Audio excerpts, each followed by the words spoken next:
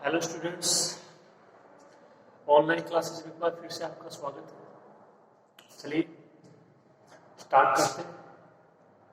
तो कल आपको एक थ्योरम करवाई थी, उम्मीद है आपको अच्छे समझ में आ गई होगी, इतनी हार्ड नहीं थी, केवल परिभाषा याद रखिए। ओके, चलिए आगे बढ़ते हैं। देखिए स्टेटमेंट पढ़िए थ्योरम का। सिद्ध कीजिए कि प्रत्येक क्षेत्र एक पूर्णांक के प्रांत है। क्षेत्र और पूर्णांक के प्रांत की परिभाषा पता होनी चाहिए, उनमें डिफरेंस कीजिए कि क्या समानताएं हैं और क्या दोनों में अंतर है, बस। परंतु इसका विलोम सत्य कोई आवश्यक नहीं है। इसका विलोम यानी कि प्रत्येक पूर्णांक के प्रांत भी क्या हो, क्षेत्र हो, यह आवश्यक नहीं।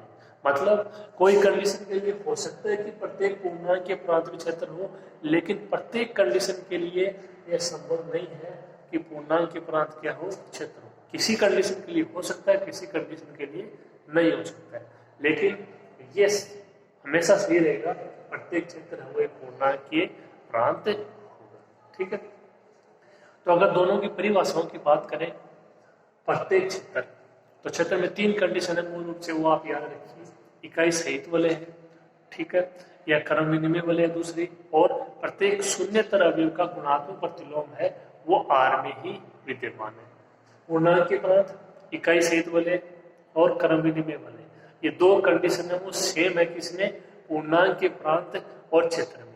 तो ये तो आपको प्रूफ ही नहीं करना है, ये यहाँ दोनों में सेम है। और जो पूर्णांक के प्रांत तीसरी कंडीशन थी वो क्या थी, शून्य भाजक रहित वाले। तो यदि इतना समझ में आ जाता है, इसका मतलब यहाँ पे आपको केवल शून्य भाजक रहित वाले की कंडीशन दिखानी है पहले पार्ट में। दूसरा पार्ट है कि इसका विलोम सदैव सत्य नहीं, तो वो कोई एग्जाम्पल से अपन प्रूव कर देंगे कि यदि कोई पूर्णांक के प्रांत है तो वो क्षेत्र नहीं है। ठीक है, तो पहली कंडीशन है उसमें आपको प्रूव करना है कि प्रत्येक क्षेत्र एक पूर्णांक के प्रांत है। उसके लिए केवल आपको इतना दिखाना है कि जो आर है या एफ है, तो जो भी आर का वो क्या है, शून्य भाजक रहित वलय है। तो प्रत्येक क्षेत्र एक क्या हो जाएगा, पूर्णांक के प्रांत हो जाएगा। ठीक है, देखिए शुरू करते हैं। अगर वो क्षेत्र, तो क्षेत्र को बोलते हैं फील्ड, तो इसको आप एफ से भी प्रदर्शित कर सकते हो और आर से भी प्रदर्शित कर सकते हो, एक ही बात है।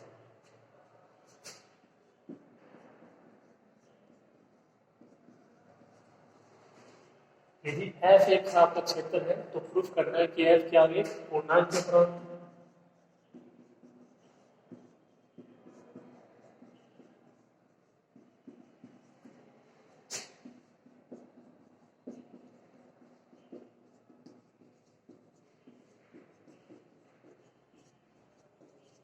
एफ क्या है, पूर्णांक के प्रांत।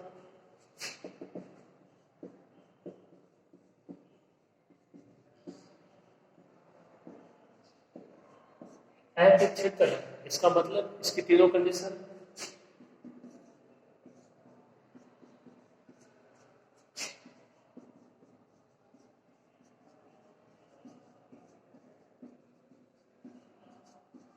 एफ क्या है, इकाई सहित वाले हैं,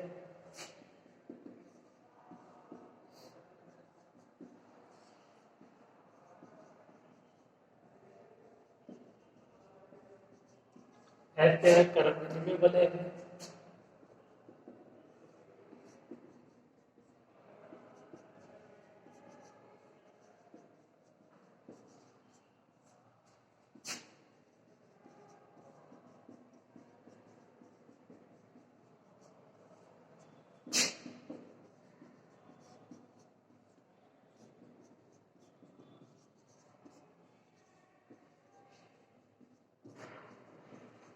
और एफ के प्रत्येक शून्यतर अवयव का गुणात्मक प्रतिलोम एफ में ही विद्यमान है।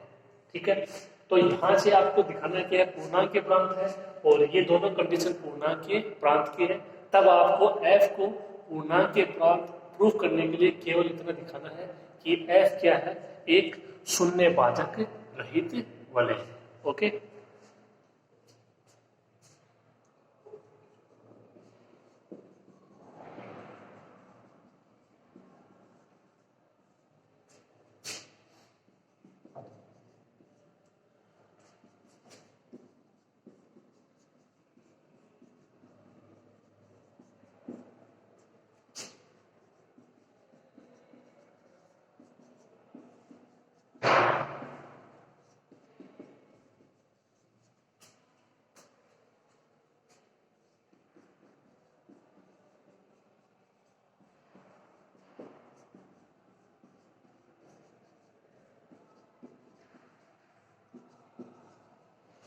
तो एफ को पूर्णांक के परिभाषित करने के लिए आपको ये प्रदर्शित करना होगा कि एफ क्या है, शून्यवाचक रहित वलय। शून्यवाचक रहित वलय उसकी परिभाषा ए डॉट बी बराबर 0। तो दिस इंप्लाइज या तो ए बराबर 0 या बी बराबर 0। आप इसको यहाँ तक लिखिए, फिर आगे बढ़ते हैं।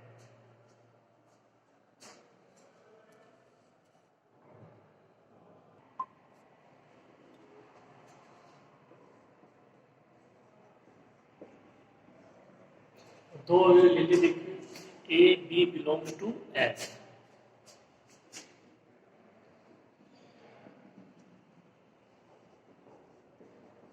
ए डॉट बी बराबर 0। तो यहाँ से आपको दोनों कंडीशनों को बारी बारी से दिखाना है कि या तो ए बराबर 0 या बी बराबर 0। तो आपको देखो इसको इस प्रकार प्रूफ करना है कि एक बार आप लोगे ए नॉट इक्वल टू 0, तो ए की ऑप्शन बचा, बी नॉट इक्वल टू 0 दिखाना होगा आपको। फिर आप लेंगे बी नॉट इक्वल टू 0, तो ए की ऑप्शन रहेगा आपके पास कि ए इज इक्वल टू 0 दिखाओगे। तो यानी दोनों में से एक मान आपका होगा 0 के बराबर। कब? जब एक मान है वो नॉट इक्वल टू 0, चाहे वो ए हो चाहे वो बी हो। ठीक है, देखिए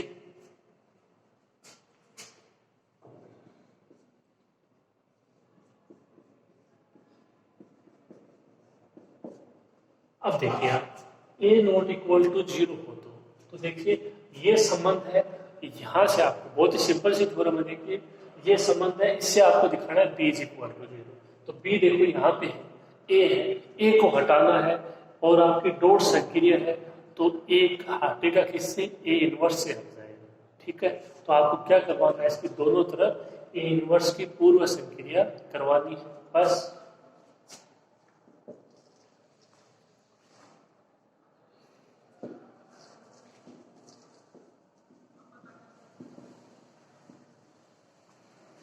ठीक है, इतना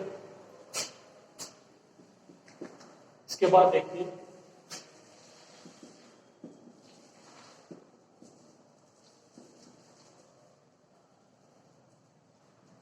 इसको आप साधारणता से ऐसे आराम से लिख सकते हो, और ए इनवर्स डॉट 0 का मान 0। सिंपल सी बात है कि आप इसको ना 0 से मल्टीप्लाई करा 0 आएगा। और मैं आपको प्रूफ भी करवा चुका हूँ, जो आपको थ्योरम करवाए थे उसमें 5 पार्ट थे। उसका पहला पार्ट ये था A dot 0 is equal to 0। A वहां पे आर का अवयव था, यहाँ पे ए एफ का अवयव है, तो ए इनवर्स में क्या हो जाएगा? एफ का अवयव। आर क्या था? वलय। एफ भी तो वलय, एफ क्या है? एक है नक्षत्र, और है नक्षत्र से पहले वो एक वलय है। ठीक है,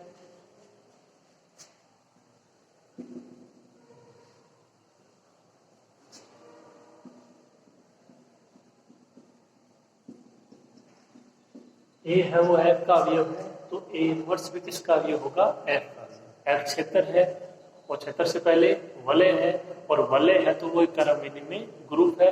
क्रम विनिमय ग्रुप है तो उसकी कंडीशन है ये प्रतिलोम अवयव का अस्तित्व उसमें होगा।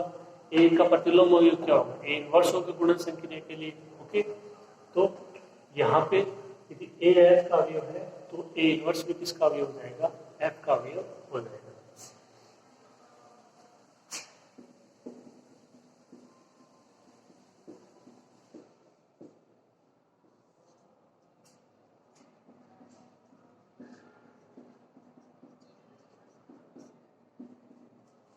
और पहले वाले कंडीशन ये आपका गुणन के लिए साचर्यता से, गुणन के लिए साचर्यता से ये कंडीशन है वलय की। ठीक है, तो ये इसमें दो कंडीशन अप्लाई होगी। आगे देखिए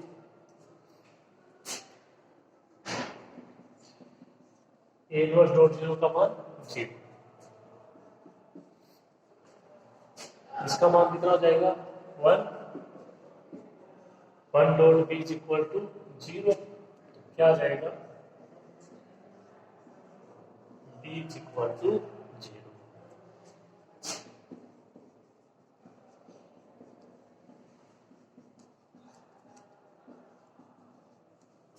यदि a नॉट इक्वल टू 0 है तो b is equal to 0।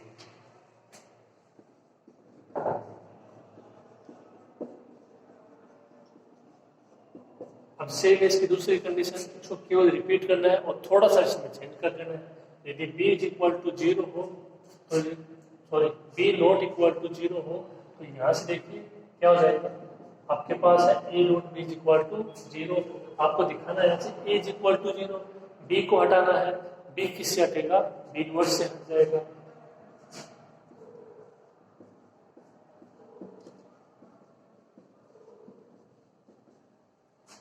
B inverse की दोनों तरफ उत्तर संक्रिया करवाना है। यहाँ पे बी इनवर्स की पहले संक्रिया मत करवा देना, बाद में संक्रिया करवाना, ठीक है। तो बी और बी इनवर्स हट जाएंगे।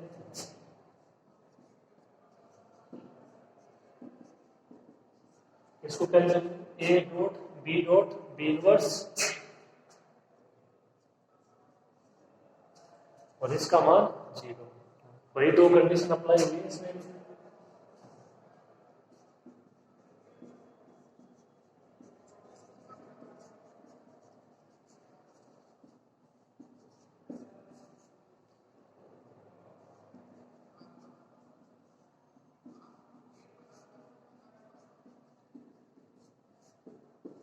गुणन के लिए शास्त्रीयता से बी एफ का अवयव है, बी इनवर्स बी एफ का अवयव जाएगा 0 डॉट बी इनवर्स का मान 0, ठीक है।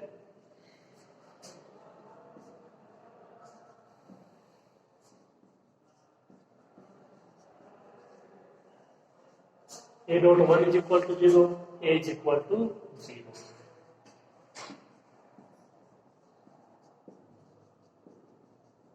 तो बी नॉट इक्वल टू 0 तो A is equal to 0।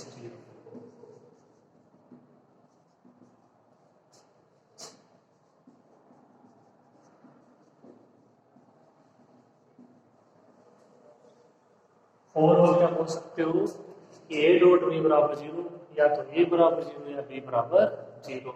F क्या हो जाएगा, एक शून्य भाजक रहित वाले हो जाएगा, एफ एक पूर्णांक। एकदम आसान सी थोड़ा है, कर लीजिए।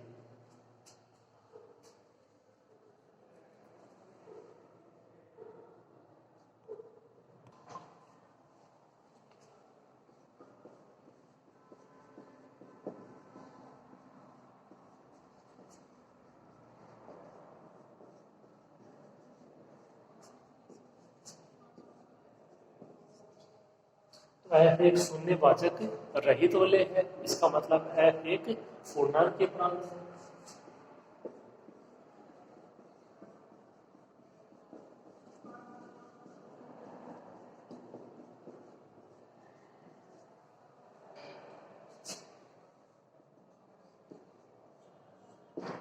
अब देखिए इसका विलोम, यदि एफ एक पूर्णांक के प्रांत है तो यह आवश्यक नहीं है कि एफ क्या हो, एक क्षेत्र भी हो।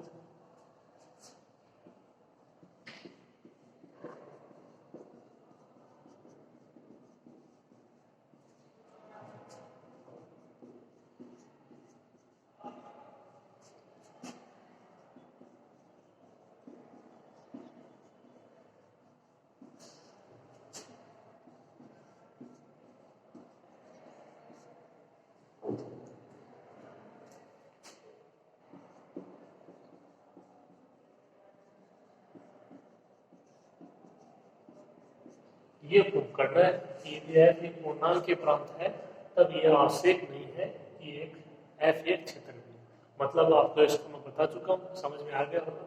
अब देखिए इसको किसी एग्जाम्पल से प्रूफ करते हैं।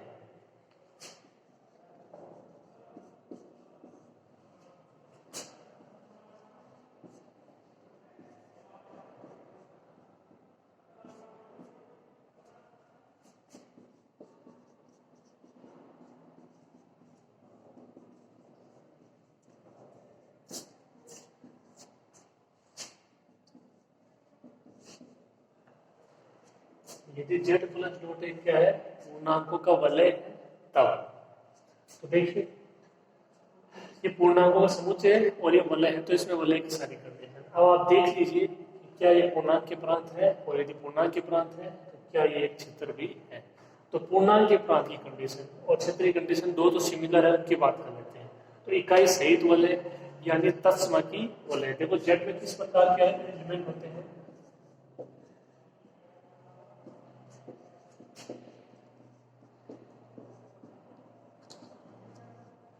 ये जेड में माइनस इन्फिनिटी से प्लस इन्फिनिटी। अब इसकी पहली कंडीशन की बात करें,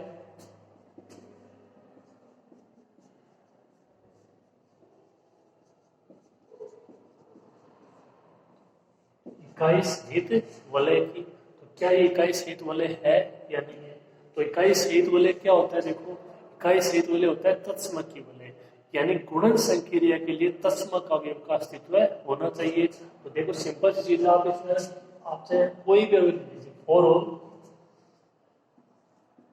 2 बिलोंग्स टू जेड, तो 2 और गुणन संक्रिया के लिए तस्मक अवयव का अस्तित्व होना चाहिए।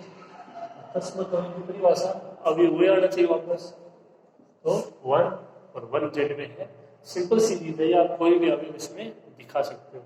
इसका मतलब जो आपका जेड है, जो पूर्णांक का वलय है, वो इकाई सहित वलय है, क्योंकि इसमें गुणन संक्रिया के लिए तस्मक अवयव का अस्तित्व है। चाहे आप कोई भी एलिमेंट ले लीजिए, -1 ले लीजिए, -2 ले लीजिए, उसको 1 से मल्टीप्लाई करोगे वापस वही अवयव आ जाएगा। ठीक है,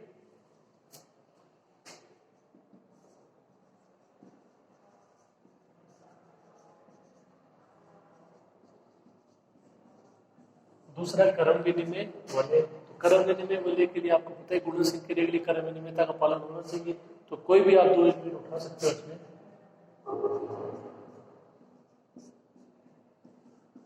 -2 -3 बिलोंग्स टू जेड, तो आराम से हो जाएगा। देखो ये -2 into -3 is equal to -3 into -2, ये भी 6, ये भी 6। कोई भी 2 अवयव आप उठा सकते हो, इस कंडीशन की पालना हो जाएगी। A dot B is equal to B dot A. Simple सी चीज है, ये तो केवल आपको मैंने समझाने के लिए लिख दिया है कि जेड है वो इकाई सहित वलय भी है और क्रम विनिमय वलय भी है। अब पूर्णांक के प्रांत की जो तीसरी कंडीशन है उसको देख लेते हैं कि शून्यभाजक रहित वलय है नहीं है। तो यहाँ पे देखो ना, शून्यभाजक रहित वलय क्योंकि 0 इसमें है। तो देखो जैसे मान लो आपकी शून्यभाजक रहित की क्या कंडीशन थी, ए डॉट बी बराबर 0। जैसे आप कोई भी 2 संख्या लेते हो, 2 इंटू 0 इज इक्वल टू 0, जैसे ये लेकर 0 इंटू 1 इज इक्वल टू 0, या तो ए बराबर 0 या बी बराबर 0, या तो ए बराबर 0 या बी बराबर 0। सिंपल सी बात है, 2 संख्याओं का मल्टीप्लाई करा रहे हो, मान 0 आ रहा है तो उनमें से एक 0 है, ऐसा इसमें संभव।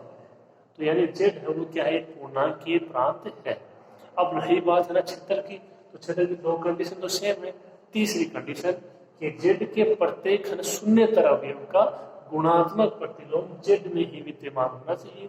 अगर ऐसा हो जाता है तो जेड क्या हो जाएगा, एक क्षेत्र हो जाएगा। तो लैंग्वेज ध्यान समझिए, जो तीसरा पॉइंट है कि जेड के प्रत्येक शून्यतर, शून्यतर का क्या मतलब है, शून्य से इतर, यानी शून्य से भिन्न, यानी अशून्य, तो मतलब इसको छोड़ के 1 2 3 4 5 -1 -2 -3 -4 -5 इनका गुणात्मक प्रतिलोम, यानी जो संक्रिया होगी वो कौन सी होगी, गुणन होगी।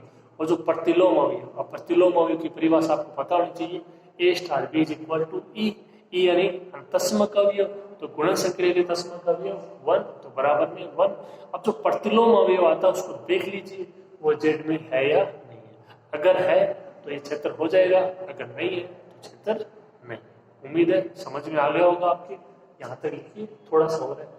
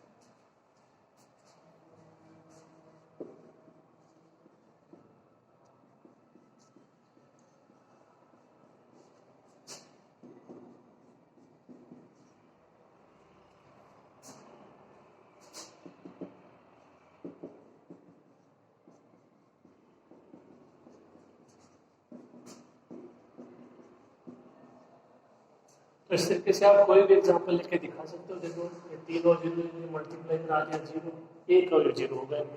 ये दूसरी कंडीशन दिखा दीजिए, 0 -1 मल्टीप्लाई कराओ 0, एक और 0 होगा।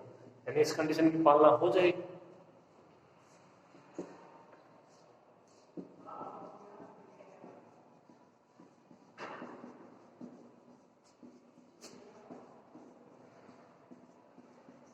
तो ऐसे एक शून्य बाध्यता से रहित बोले है।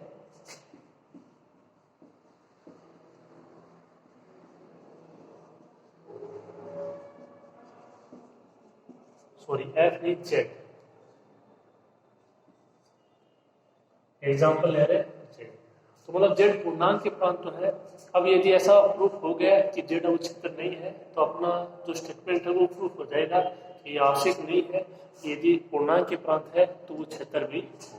देखिए तो क्षेत्र के दो कंडीशन तो सेम है, तो अभी लिखिए तीसरी कंडीशन की बात कर लेते हैं कि जेड के प्रत्येक शून्यतर अवयव का गुणात्मक प्रतिलोम जेड में ही विद्यमान है।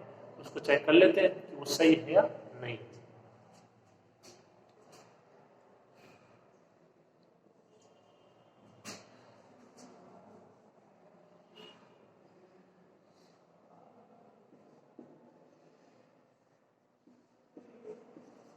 देखो मैंने कोई भी दो अवयव ले लिए, 2 3 बिलोंग्स टू जेड।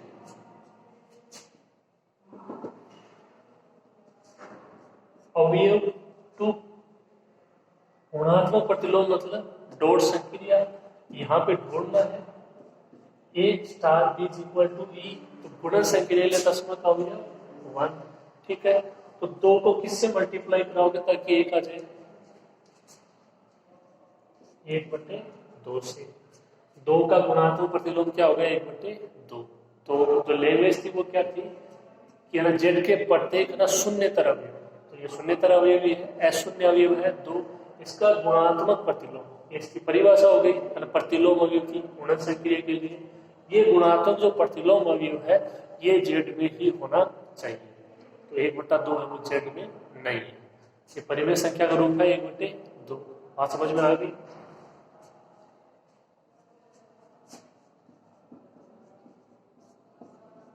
इसी प्रकार 3 के लिए भी लिख सकते हो, और भी बहुत सारी संख्याओं के लिए आप लिख सकते हो।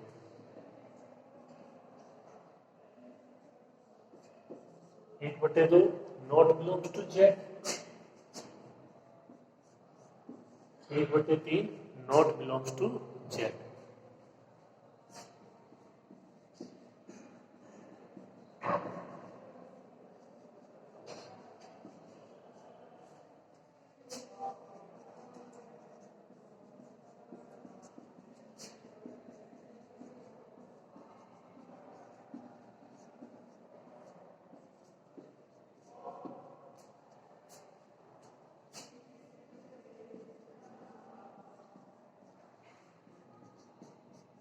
क्या लिखोगे कि जेड के प्रत्येक शून्यतर अवयव का गुणात्मक प्रतिलोम वो जेड में विद्यमान नहीं है। इसका मतलब जेड एक क्षेत्र नहीं है।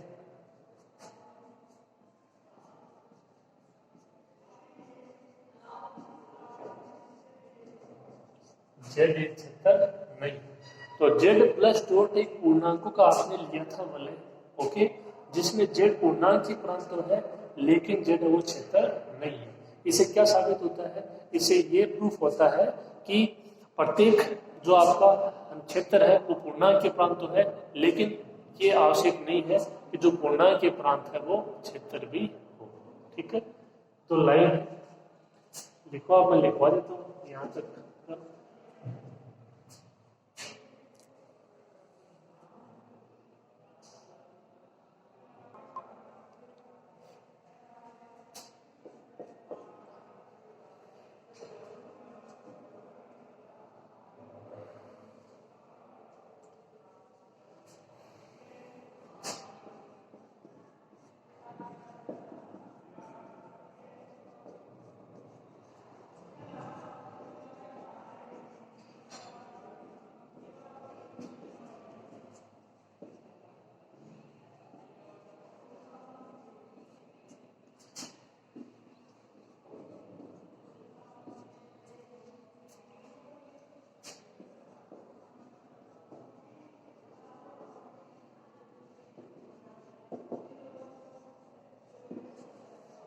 जेड एक पूर्णांक के प्रांत है, तब यह आवश्यक नहीं है कि जेड क्या हो, एक क्षेत्र भी हो।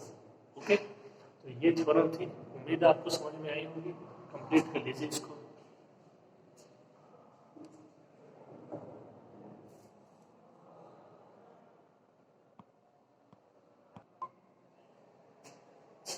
एक इसमें थोड़ा सा ये एक बात और ऐड कर लेना कि जैसे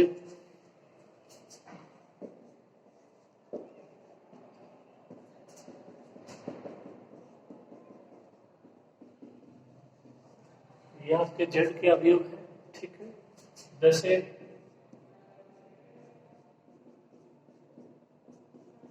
ये आपने दो अवयव लिए, 1 और -1, ठीक है। तो 1 आना भी क्या चाहिए, 1, तो किसके साथ संक्रिय कराओगे 1, तो क्या आ जाएगा 1।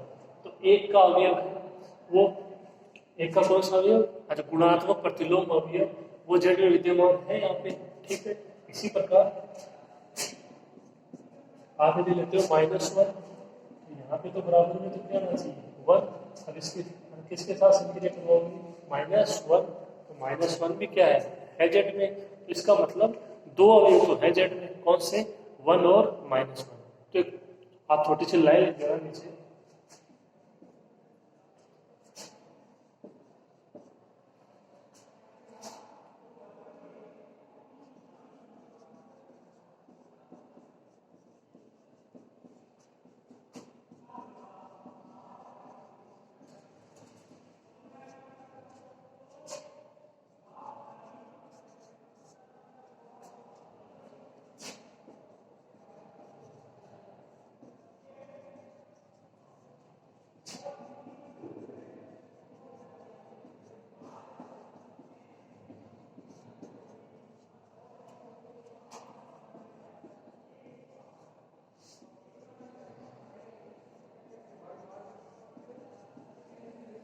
ये लाइन है ना कि जेड के अवयव 1 तथा -1 के अतिरिक्त प्रत्येक शून्येतर अवयव का गुणात्मक प्रतिलोम है वो जेड में विद्यमान नहीं है। इनका तो विद्यमान है लेकिन इनका विद्यमान नहीं। और जो आपका स्टेटमेंट है उसको ध्यान से पढ़िए कि आर के प्रत्येक, तो प्रत्येक का मतलब इनके सभी के लिए होना चाहिए, और वो किसके लिए रहा है, केवल 1 और -1 के लिए।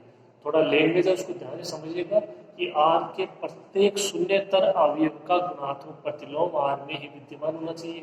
यहाँ पे आर की जगह जेड है उससे फर्क नहीं पड़ता, लेकिन जो आपके जेड के प्रत्येक अवयव के लिए होना चाहिए ऐसी कंडीशन प्रत्येक अवयव के लिए हो नहीं रही, अपन ने देख ली, 2 के लिए देख ली, 3 के लिए देख ली, आप -2 के लिए देख लीजिए, -3 के लिए देख लीजिए, केवल 1 और -1 के लिए कंडीशन है वो सेटिस्फाई हो रही है।